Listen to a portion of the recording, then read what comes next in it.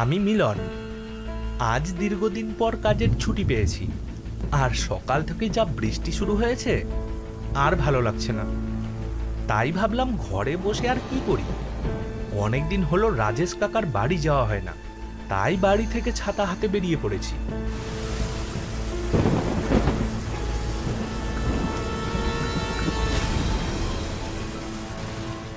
উফ, ছেলেটা যে কি করছে! বারবার করে বলে দিলাম যে তাড়াতাড়ি আয়, তাও কোনো খোঁজ পাত্তা নেই। এই বৃষ্টির মধ্যে কতক্ষণ যে দাঁড়িয়ে থাকতে হবে কে জানে। কিছুক্ষণ পর নরেশ হাতে কিছু একটা নিয়ে এসে পৌঁছয়। চল চল, আমিও রেডি। তুই আস্ত এক ছেলে সত্যি। কখন বলেছি আসতে? 30 মিনিট হয়ে গেল দাঁড়িয়ে আছি তোর জন্য। তোর হাতে ওটা কি? আরে, এতদিন পর কাকাবাবুর বাড়ি যাচ্ছি, খালি হাতে গেলে হয় নাকি? তাই পথে ঢাকেশ্বরী থেকে কিছু মিষ্টি নিয়ে নিলাম। খুব ভালো করেছিস, তোর মাথায় এই সব বুদ্ধি ঠিক আছে। চল চল, আর দেরি করে লাভ হবে না, চল। এরপরে আমরা সেখান থেকে বেরিয়ে পড়ি।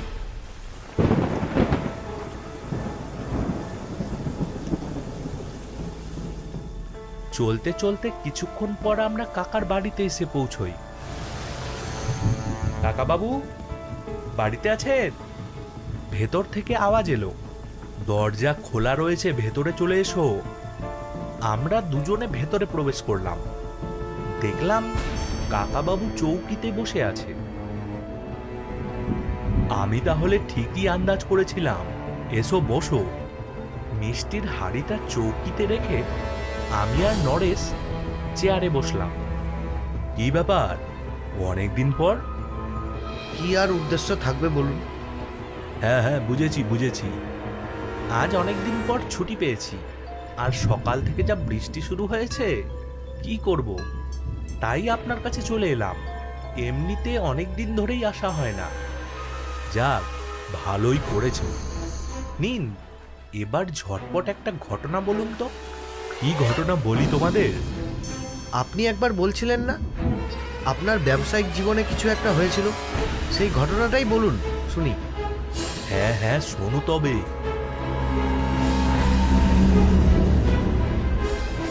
প্রায় অনেক দিন আগের কথা।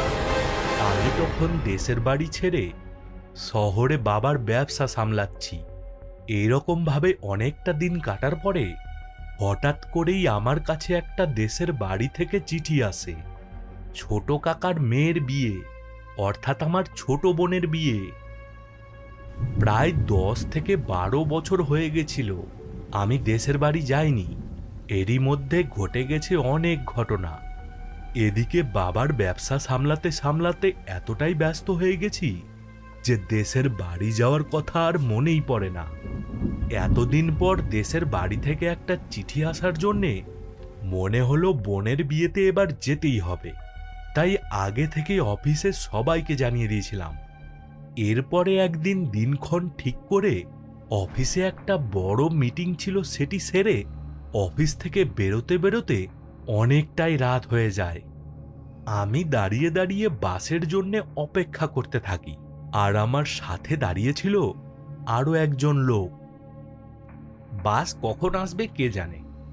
আমিও অনেকক্ষণ ধরে দাঁড়িয়ে আছি, অনেকটা রাত হয়ে গেল, এতটা পথ যাব?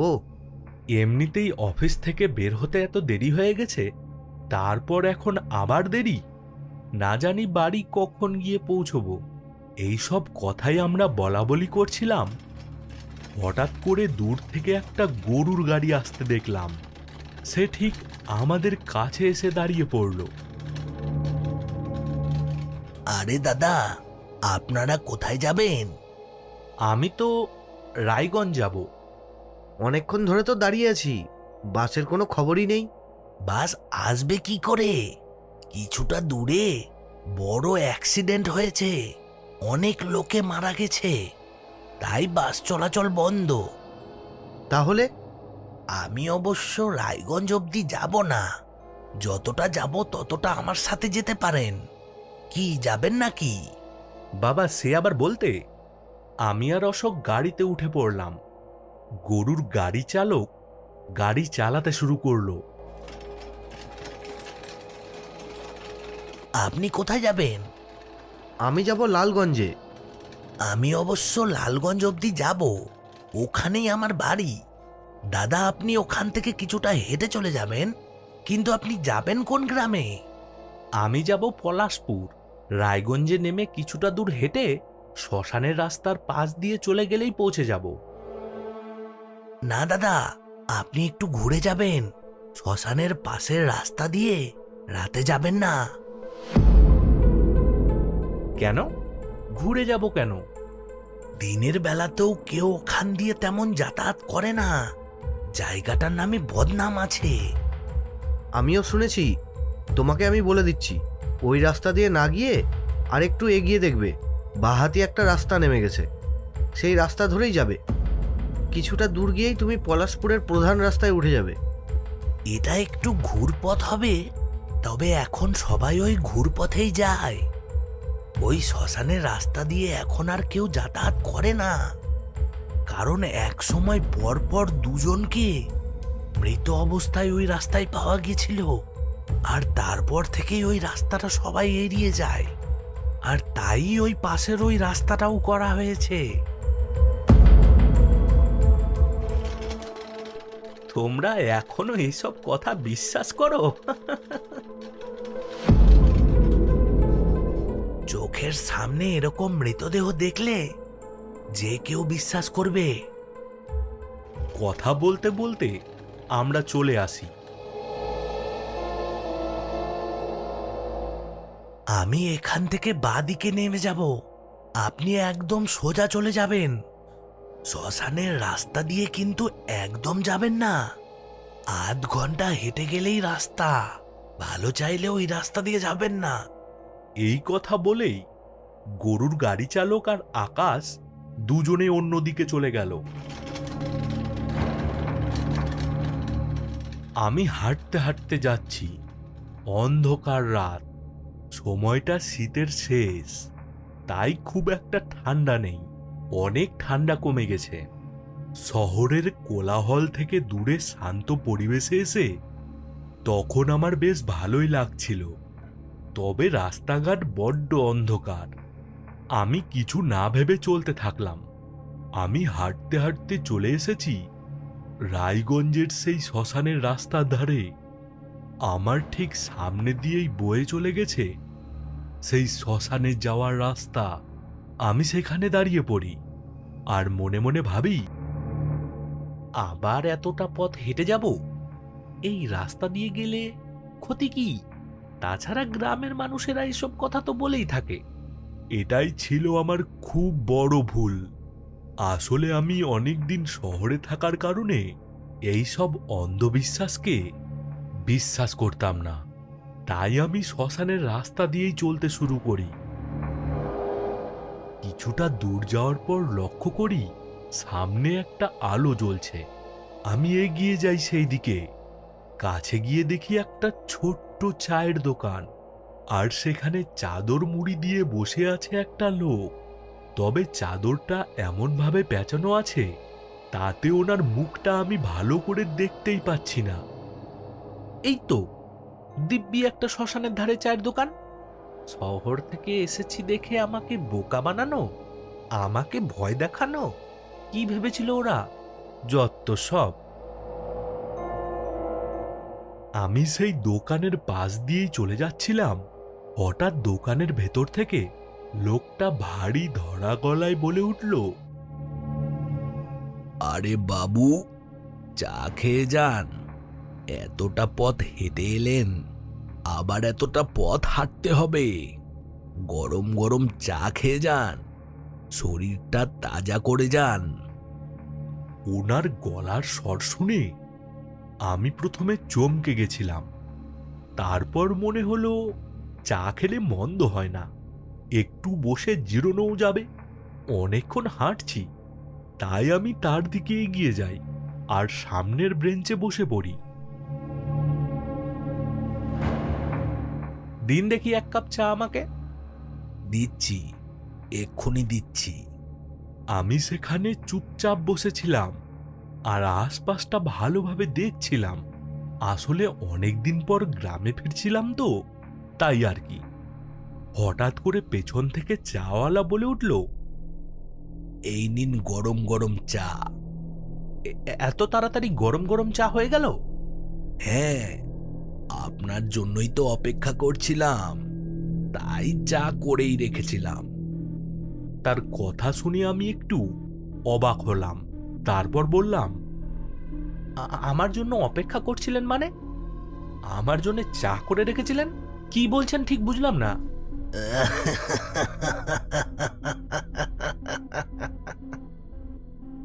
আমি তার কথায় গুরুত্ব না দিয়ে চা খেতে লাগলাম।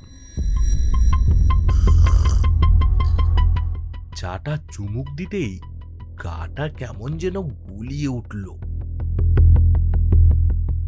কি অদ্ভুত খেতে চাটা! অনেকটা রক্তের স্বাদ পেলাম। মনে হলো আমি যেন চা নয়, গরম রক্ত খাচ্ছি। আমি আবার জিজ্ঞেস করি, আচ্ছা দাদা, আপনি এমন ফাঁকা জায়গায় চায়ের দোকান খুলেছেন, আপনার ভয় লাগে না? দোকানদার অদ্ভুতভাবে হেসে বলল, আমার আবার ভয় কিসে? আরে সবাই কি সব উল্টোপাল্টা কথা বলছিল এই এলাকাটার সম্পর্কে। আমি এই রাস্তা দিয়ে আমার দেশের বাড়ি যাব বলতেই সবাই বলল আমাকে ঘুর পথে যেতে। লোকে অনেক কথাই বলে। এখানে কি দুজনেরই মৃতদেহ পাওয়া গেছে? যাদের শরীর খুবলে খুবলে কেউ খেয়ে নিয়েছিল, তা কি সত্যি? হ্যাঁ, আমিও শুনেছি। আসলে বলতে গেলে আমি নিজের চোখেও দেখেছি। এই কথা শুনে আমি ভীষণই অবাক হলাম। আপনি নিজের চোখে দেখেছেন মানে? আমি ঠিক বুঝতে পারছি না, আপনি যদি একটু খুলে বলতেন। আসলে এক রাতের বেলায় একজনেই রাস্তা দিয়ে হেঁটে যাচ্ছিল। হাতে তার ব্যাগ ছিল। সে বাজার করে বাড়ি ফিরছিল।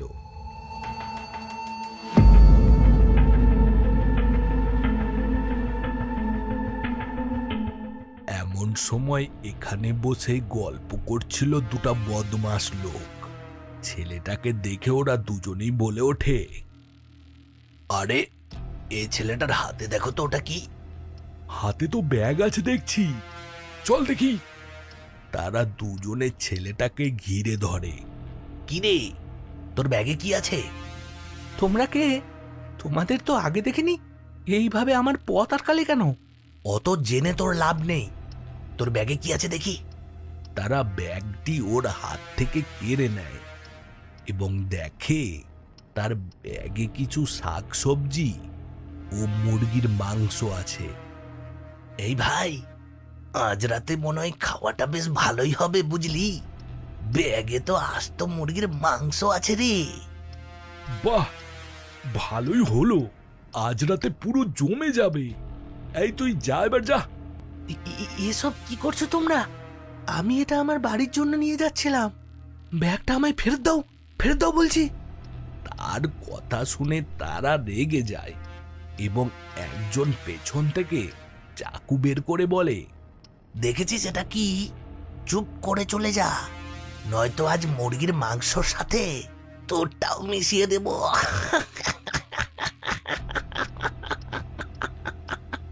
তোমরা কিন্তু এটা ঠিক করছো না। আমি এটা সবাইকে জানিয়ে দেবো, আর কালকেই এর বিচার চাইবো। ওরে, ও আবার আমাদের জন্য বিচার চাইবে রে। ওকে খতম করে দে। আমি কখনো কাউকে খতম করিনি। এই কেমন লাগবে খতম করতে? করেই দেখ।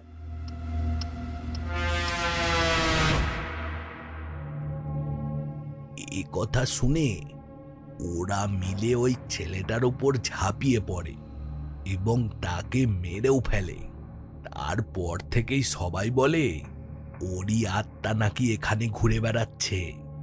আমি অবাক হয়ে এতক্ষণ শুনছিলাম। এবার বললাম, আপনি এত কিছু জানলেন কি করে? বললাম না, লোকে বলে। তারপরেও গল্প আছে। যেই ছেলেটাকে মেরে ফেলেছিল সে এখানে অতৃপ্ত আত্মা হিসেবে থেকে যায় প্রতিশোধ নেওয়ার জন্যে। ওই নাকি প্রতিশোধ নিয়েছিল। একদিন ওই দুটো বদমাস ছেলে যখন এখান দিয়ে বাড়ি ফিরছিল, হঠাৎ সেই ছেলেটার আত্মা তার সামনে আসে এবং তাদের শরীরের মাংস খুবলে খুবলে খেয়ে ফেলে।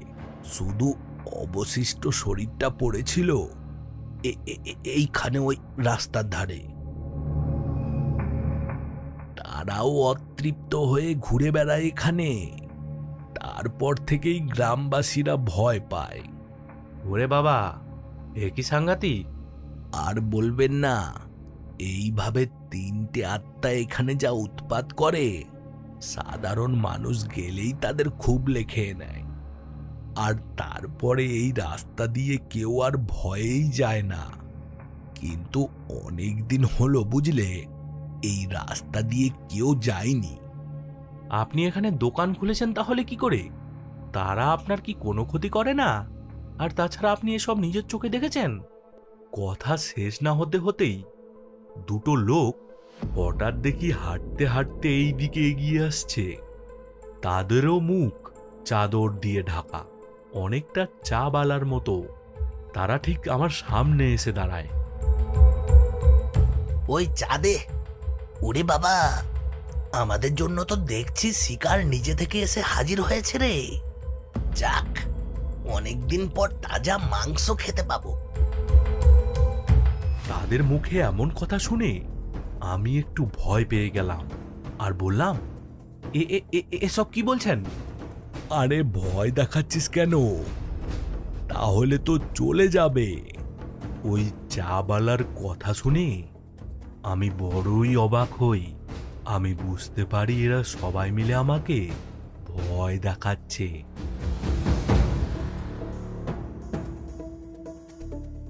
আরে ভয় পাস না, একদম ভয় পাস না। ও তোকে ভয় দেখাচ্ছে রে। এই, তুই আমাদের স্পেশাল চা দে, ব্লাড চা। আরে এ কি কথা? ব্লাড চা? ব্লাড চা আবার হয় নাকি? তাড়াতাড়ি দে, তাড়াতাড়ি দে। চাটা খেয়ে আবার তো কাঁচা মাংস খেতে হবে নাকি? এবার আমার ভীষণ ভয় হতে শুরু করে। আমি ভাবলাম অনেকক্ষণ বসে আছি, চাটাও বড্ড কেমন খেতে, তার থেকে বরঞ্চ হাঁটা দিই। রাত অনেক হলো। এই যে দাদা, আমার কত টাকা হলো বলুন, আমি টাকাটা দেই। আমি চলে যাব, অনেকটা রাত হলো, আমাকে এখনো যেতে হবে অনেকটা। আরে টাকা দেবেন? আমি টাকা নিয়ে কি করব? আমার সামনে তখন দুজন এসে বসে পড়ল। আরে বসো, আমাদের সাথে চা খাও। দাও দাও, গরম গরম চা দাও। তারপর তো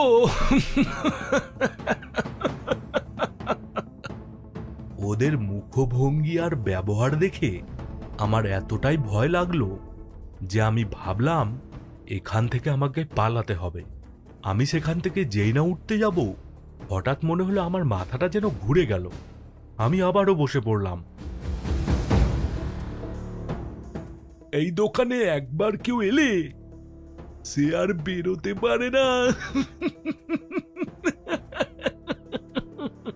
হালকা আলোয় দেখতে পেলাম হঠাৎ করে সেই মাতালের মুখটা পরিবর্তন হয়ে একটা ভয়ঙ্কর রূপ নিল। আমি তখনই চাওয়ালার দিকে মুখ ঘুরালাম, দেখি সেখানেও দাঁড়িয়ে আছে একটা অশরীরী।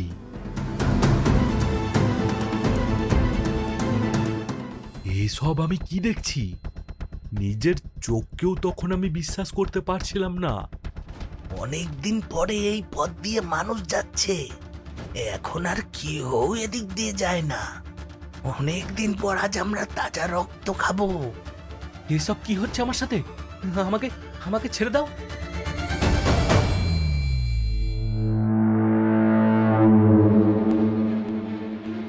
আমি দেখতে পেলাম 3টে অশরীরী আমার দিকে এগিয়ে আসছে। আমাকে ছেড়ে দাও, আমি কারো ক্ষতি করিনি, আমাকে ছেড়ে দাও। 3 জন অশরীরী একসাথে ভয়ঙ্কর ভাবে হেসে উঠল।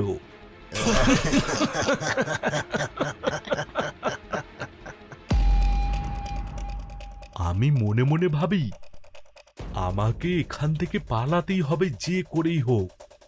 আমি কোনো মতো সেখান থেকে উঠে দৌড়তে শুরু করি।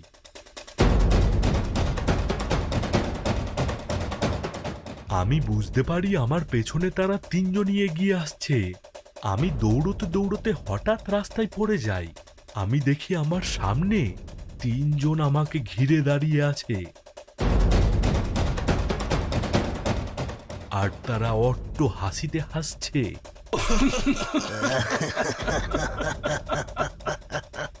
আমি বুঝতে পারি আমার শেষ দিন এটা, কিন্তু বাঁচার জন্য আমাকে কিছু একটা করতেই হবে। এভাবে আমি অশরীরীর হাতে মরব না। তার মানে এখানে যারা মারা গিয়েছিল এরাই এই অশরীরী হয়ে গেছে। একদম। আমরা দুজনেই আগে ওই চা দোকানদারকে মেরেছিলাম, তারপরে ও মরে ভূত হয়ে আমাদের মেরেছে, প্রতিশোধ নিয়েছে। তারপর থেকে আমরা তিনজনে মিলে যাকেই ধরি তাকেই খেয়ে ফেলি।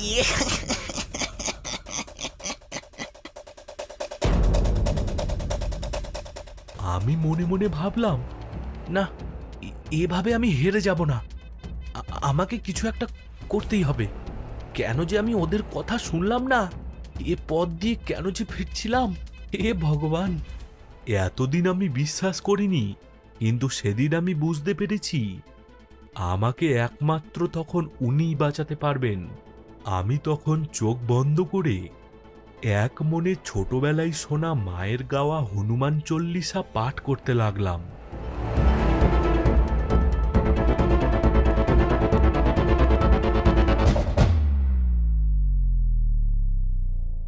আর তারপরে আমার আর কিছুই মনে নেই। মনে নেই মানে?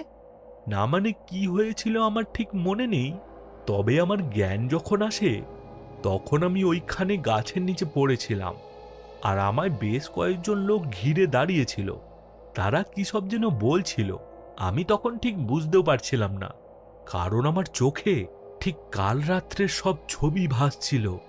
আমার মাথা যেন ঠিক কাজ করছিল না। তারা আমায় ধরে একটা বাড়িতে নিয়ে যায়।